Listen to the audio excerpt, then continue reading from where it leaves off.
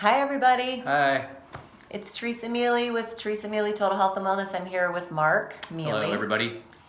We just thought we would check in with everybody to see how you're doing with the holidays and hoping that you guys are all prepared and getting going.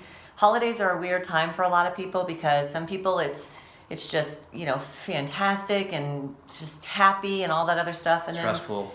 Right, and then for other people, it's extremely stressful, or you spend it alone, or it's an extreme continuum for people around the holidays. So hopefully you guys are doing good. Hopefully nobody goes broke buying people presents. Like, that's just silly. Most of you are probably in the house today. Snow day. Well, if you're here where Ice we are, Where we are anyway. yeah, it's no school, so no staff at the office, so it's just me and Mark holding down the fort. So we get a lot, or I get a lot on the Facebook page about, maybe you could do this and maybe it's easy, but we're really too social and our lives are very active, and so it's hard for us to eat good or clean or healthy or whatever you call it. We're eating out all the time, or we're going to friends' houses or we're just constantly going to social get-togethers and whatnot. Right. So, we just had a couple nights where we went out with people for dinner or for parties, and we just ordered steak, right? Well, we also prepared for it. We knew we were going to be going out, and for me, I know one night we had a Christmas party, and we were going to a steakhouse, but even in a steakhouse, there's plenty of carbs and sugar and whatnot to sabotage, and of course, there's always alcohol too. And so, like, for me, we had a 6 o'clock dinner appointment scheduled for the Christmas party, and around 3 o'clock, 3:30, somewhere in there, I was like, all right, I know I'm going to go out. I don't want to eat a ton of food. I don't want to be tempted by, all the desserts. I don't want to be tempted by the alcohol. So at first I was kind of pondering taking some of my low-carb wine with me. And then I thought about it. I was like, I'm just going to skip the wine. I don't need it tonight anyway. So what I opted to do is I went ahead and had a meal. I had some leftover burgers. So I ate about 3 burger patties that were left over from the night before. And I got it so I wasn't like starving. So when I got there, the appetizers weren't really tempting to me. The alcohol wasn't tempting. I didn't have to worry about any of that stuff. So we prepared for it. Yeah, I came home and I had some pork rinds with sour cream that just gave me a little bit of an edge, so I wasn't starving. But do you guys know that you can, whatever restaurant you go to, you usually, especially if it's a finer dining place, you can take your own wine and just pay a corking fee. So that's what he was going to do, but then he decided, he didn't want to do that. So, and I know that you guys saw when in November I was in Florida for a wedding, and I went to a place right on the beach. I sent, put pictures up of me on the beach, and I still ordered a steak. I had shrimp on the side, but I still ordered a steak. So you guys can do it. It's excuses when you say you can't, and it's fine because we all were there at one point or the other, or, again, it's a continuum. But just know that's another excuse that your brain is like sending you, like, you can't do that because we're too social. You can't do that because you have little kids, or you can't. It's like the enemy when he gets in there and starts telling you all these crazy things. It's not true. So you have to take responsibility for what you're doing. You got to take a little bit of responsibility, and that brings up a good point too about comfort zones. Oh yeah. So we're all very comfortable in our lives. Things are very relaxed. For most Americans' lives and whatnot, we're just used to being soft and being pampered. When it's hot, we put on the air conditioning. When it's cold, we put on the heat, and we have all these little tech gadgets and stuff that make our lives easier, and that's great. But I think it's been a little bit detrimental too. We're not really used to taking ourselves outside of our comfort zone and making ourselves, just a little bit less comfortable, I guess. And so one of the ways, understanding that most of the profound change that you can make in your life is made through taking yourself outside of those comfort zones. So that's where the profound change really takes place. Hey, Renee. Yeah, take for example when you get hungry, if you're fasting. What really happens if your belly grumbles a little bit? What really happens? Are you going to die? Certainly not. Do you feel a little uncomfortable? Yeah, and we're so used to this. Like everyone has snacks in their purse, right? So the second you feel that little twinge of hunger, you're grabbing your, almonds or your pistachios or your protein bar or whatever. So just know that is, which I've talked about before, it's ghrelin. And so ghrelin increases and signals your body that you're hungry. And then all the studies show if you ignore it, within 30 minutes, it goes back down to normal and the belly rumbling goes away. So since I've been eating 1 meal a day, my belly will rumble around 2 to 2:30 for about 20 minutes. And it's not very loud anymore. It's just like signals my body, but then my body just has a little meal from, I always hope it's my love handles and my, my lower belly, but I guess it takes it from wherever it wants. But you have enough fat on your body to have your own meal, or you're eating enough fat that you can, then use that fat for fuel. Utilize that. Yeah, we've got on average about 40,000 calories of fat storage for the average person here in the United States, about 40,000 calories in fat storage that you can tap into. And it was interesting to talk about that. That point you were just bringing up was, we went to that WorldLink Part 5 conference just a couple months back, and they were talking about the hunger and the belly growling and you feeling that. It lasts for about a half an hour. Well, you could also follow your insulin and watch your insulin during that time period too.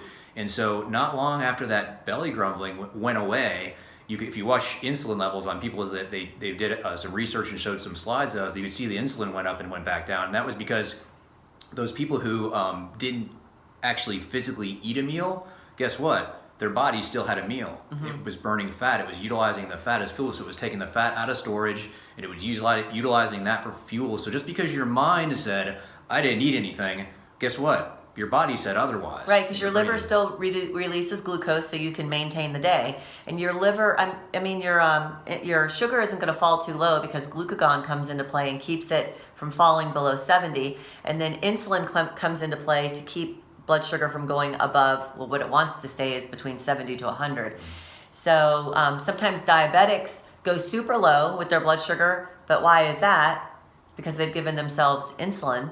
And so you can't, your glucagon can't stop that. I mean, it's just going to bottom out. So just be careful. Hey, Katie. Hey, Angel. So just remember that there's no essential foods. There's just essential nutrients. So carbohydrates aren't essential. Glucose is essential. People anticipate that we get those from carbohydrates, which you can get them from carbohydrates. But they are non-essential because your body can make glucose from liver and, your liver stores, fat stores, the stuff that you're eating. You can't make that stuff. You have to eat fat and protein because you can't make that stuff. So glucose is essential. It's just not essential to eat it to get it. Yeah. Because if so, we'd be dead. For sure. But yeah, the proteins, like Teresa was mentioning, some of the amino acids are essential. We have to get them from the foods we eat. Same things with fats, the essential fatty acids. You've got to get those exogenously or from the outside. So it's the foods that we eat. But your body will make all the glucose it needs. It doesn't have to have sugar from the outside. So again, that's a non-essential nutrient. Hey, Shayna. Yeah. And getting back to, did you have something you wanted to say about getting back to the social event thing? Yeah, I think this is probably a great opportunity to talk about, because we skipped over this when we jumped into this other thing, but the conscious and unconscious sabotagers. Yeah, I need you guys, males or females, I need you to understand that you have a warrior inside of you, and you need to bring it out during the holidays, because people are pushers. And people are pushers because they feel uncomfortable that you're not eating what they're eating, because unconsciously they know she's going to be healthier than me soon. He's going to be healthier than me soon. Why can they say no and I can't? So it's unconscious, but people just start to lose their mind. No one says anything when you eat fast food every single day and you eat drink multiple sodas or Starbucks. Yeah. Oh gosh, those drinks are just full of sugar. Oh my gosh. But those people that sit at your office, in their cubicle or their desk and drink Coke and Mountain Dew all day long. Nobody says anything to them like, that's pretty unsustainable. That's pretty unhealthy. But the second you cut out carbs or sugar, people are like, that's so unhealthy. You're cutting out a whole food group, or whatever they say. It's not true. I read about that. I heard you're going to die. Right. Yeah, so just be careful, because there's sabotagers out there, unconscious and conscious, but just be aware that you have to do what is good for your health. So you could just say, sugar gives me diarrhea. That'll shut them up. What would you say to that? Oh. You're lying? Maybe if they've seen some of your memes before. Right.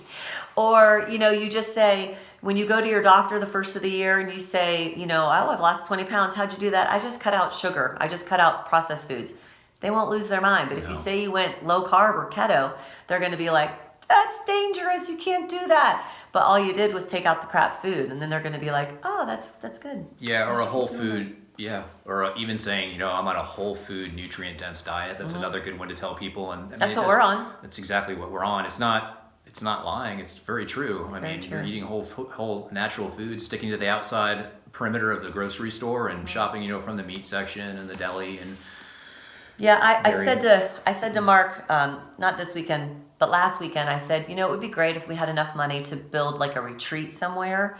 And then he said it had to be somewhere warm, which is clearly true. Springfield today, at least, does not qualify for that type of retreat or many types of retreats. Right. So you bring people in, you have them stay with you for a month, you cook meals for them, you have them in group therapy, individual therapy, you do walks in nature, hike, all this stuff. Teach them how to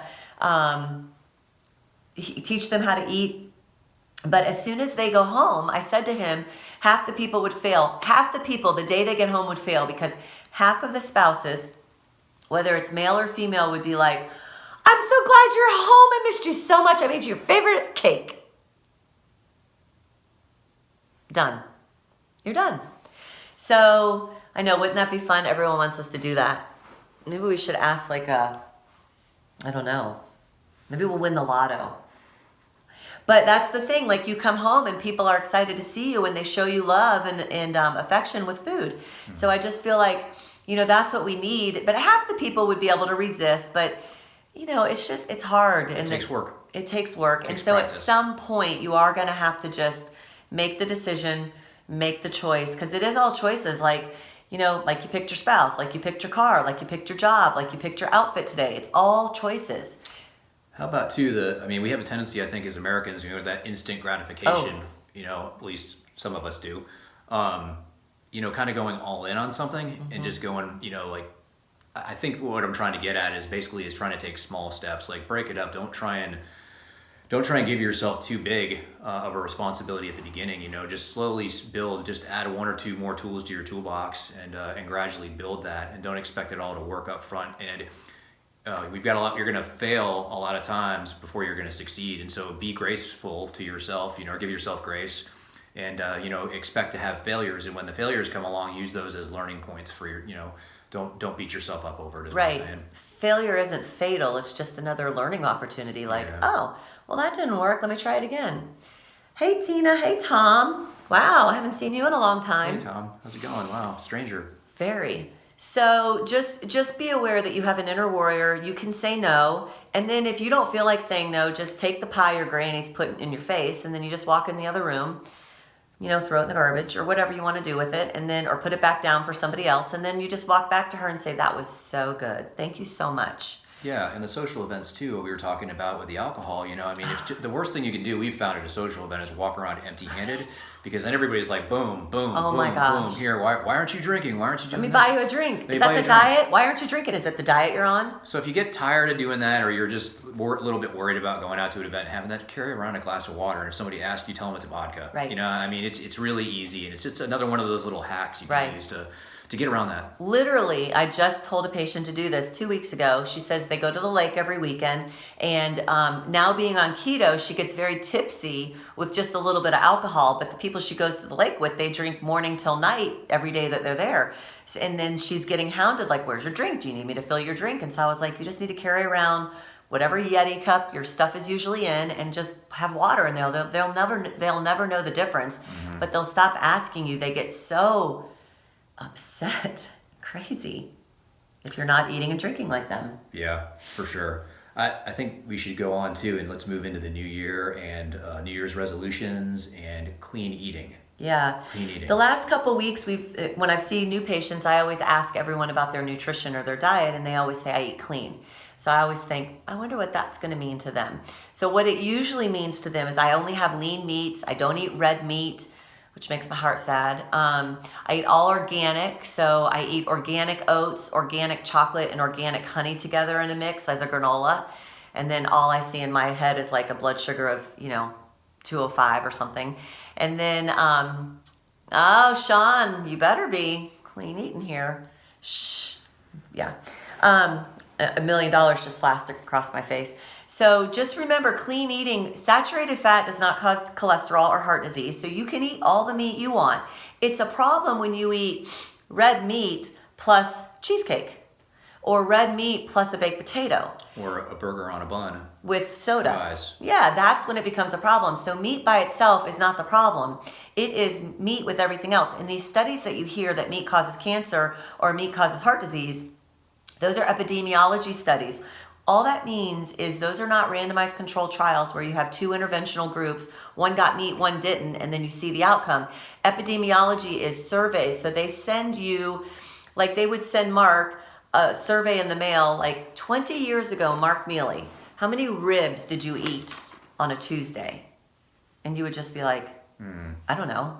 Then they may have some multiple choices like 1 to 10, 10 to 20, and you just check things off. Like, it's not anything scientific. So those are epidemiology studies. We don't want to listen to those. There has never once been a study showing saturated fat causes heart disease or, cancer. Yeah. When they do those studies too, when they're talking to people, they're always talking about, they're blaming the meat for, like, say, cancer. And while they're talking to people about meat, they're also the people, what they don't mention is those people were also eating the buns with their bread, the Coke with the high fructose corn syrup, the French fries and whatnot. So yeah, they were eating meat, but it didn't include all the other stuff. It didn't include the desserts and stuff either. So, but the meat's being targeted because they like to pick and choose the information out of those studies that suits the agenda that they're trying to push on people. Well, and you guys may not know this, and we don't need to go down a rabbit hole, but there is a huge anti-meat agenda playing out before your eyes right now. So if you like your meat and your bacon and all that other stuff, you need to start paying attention.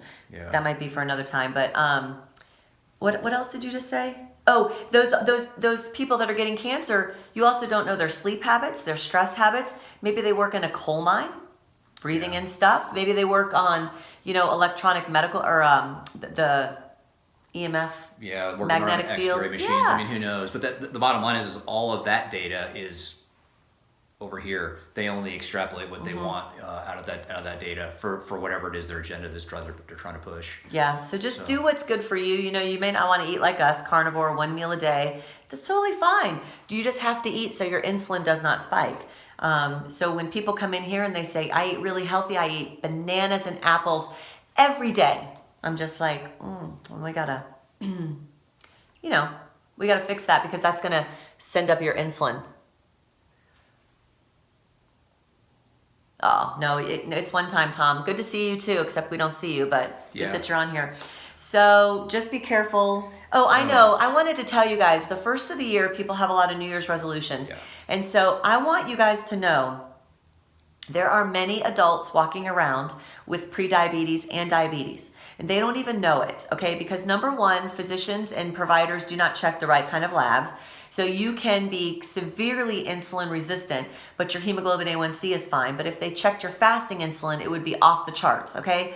So people are walking around pre-diabetic and diabetic. There are even kids as young as 4 to 6 that are obese and on blood pressure medicines and have diabetes, okay? So I need you guys, before you go hire a personal trainer or a nutritionist to work with you, if they will not do labs and your provider will not do labs, I need you to go to these places that you can just pay for labs on your own, like in town, any lab test now. And I need you to get a fasting insulin, a fasting blood sugar, and a hemoglobin A1C. Because when you go on to a personal trainer, it is in their bylaws or whatever law and religion they follow. It's just the way they're trained.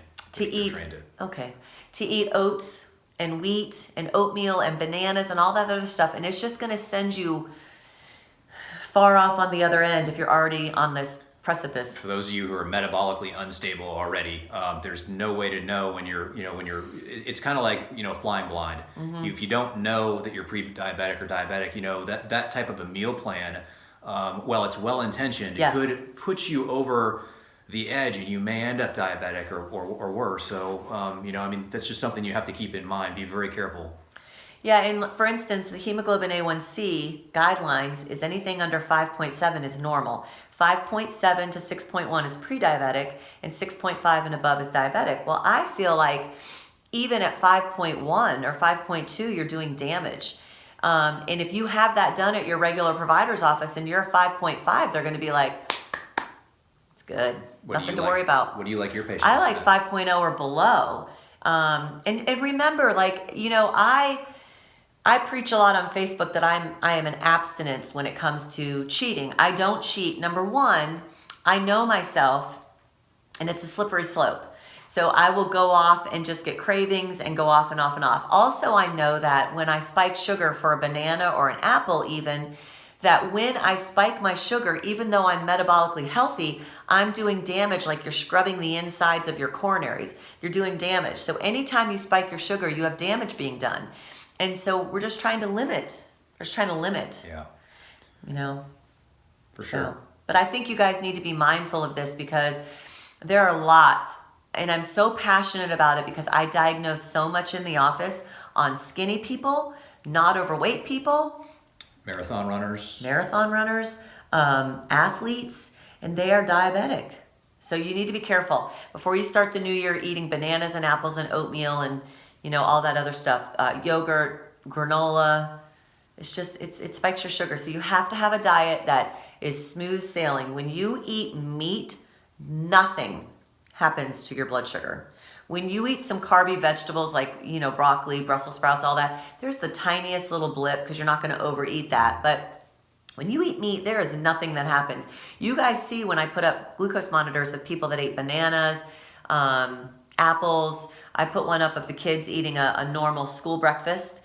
It's just sky high. Both of them went to 250. Yeah, it was with great. a normal school breakfast, which was oatmeal pack, half of a banana, a granola bar, and one of those little Go-Gurt sleeves. For 250. And then you send those kids to class, like sit still and learn math. Yeah, and then on top of that, you don't get them outside, let them run around and get it off their, get it off their chest or whatever you call it. They just pent up energy. Yeah, it's definitely a recipe for failure for those kids. So. Yep. So just be mindful of that. Well, I think that was everything from my list. I think this has been. Yeah, we just wanted to come on and just say to stay tough through the holidays. And if you do cheat, it's totally fine. You just have to get back on track. It has to be one meal. It can't be a whole day that extends into leftovers for like the next meal. And then you start craving. That's the other part with me is once I cheat, I start craving. Like these voices in my head get ramped up and it's all I can hear and I don't like that. So, but just make it one meal and get right back on track. Fast the next day till lunch or, go for a walk or something like that. I mean, nothing's going to happen. If you cheat, you can get right back on. It's just don't set yourself up for failure. And if you guys are doing keto or you're going to start doing keto, just make sure you're getting plenty of water and salt.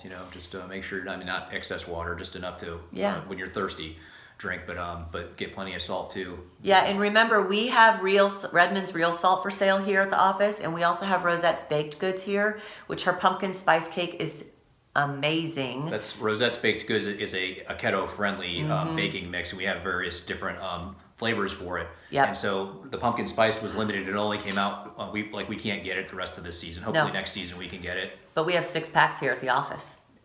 Yeah, and 6. I can speak. We made the no sugar, which was phenomenal. It was great. We put some sugar-free jelly in the middle of that, so that was great.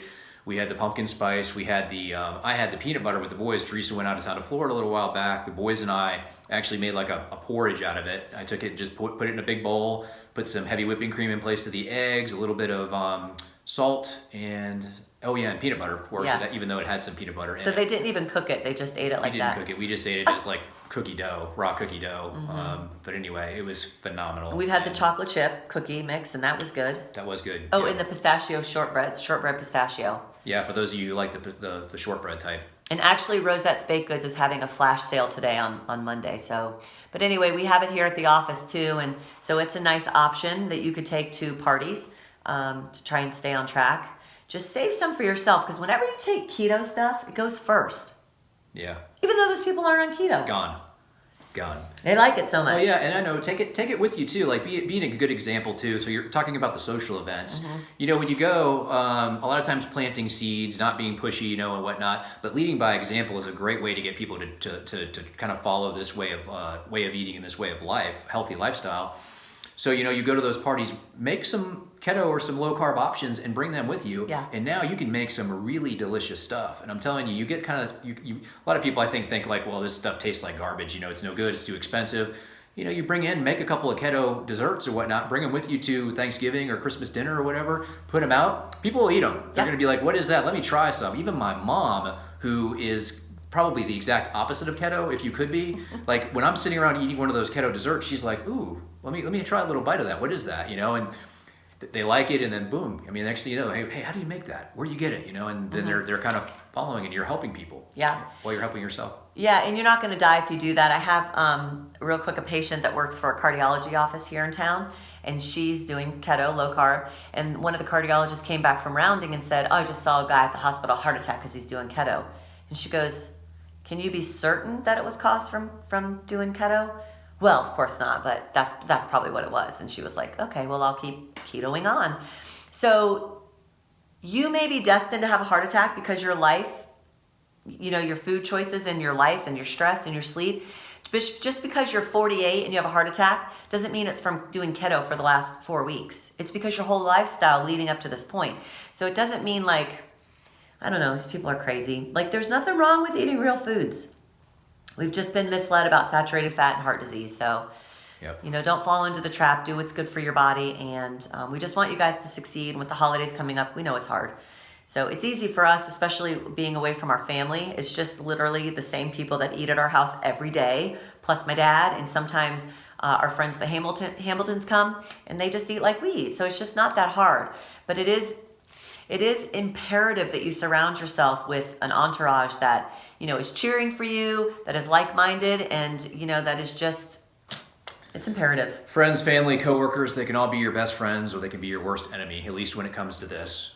So just be careful with that, and just be cognizant of it, really, more than anything. You just got to recognize it. Yeah. Take it for what it is.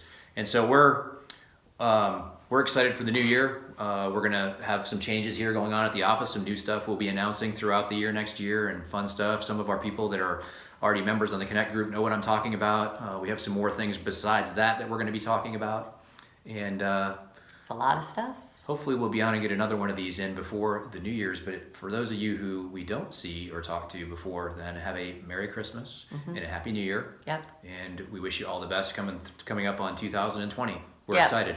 We want you guys just to be able to live to your full potential. There's not a lot of us doing that right now. Yeah. We are faltering, and people they're not living to their full potential. So we want you to do that. So we love you guys, and we hope you have a great week and a Merry Christmas. See ya. Bye-bye, everybody. Bye.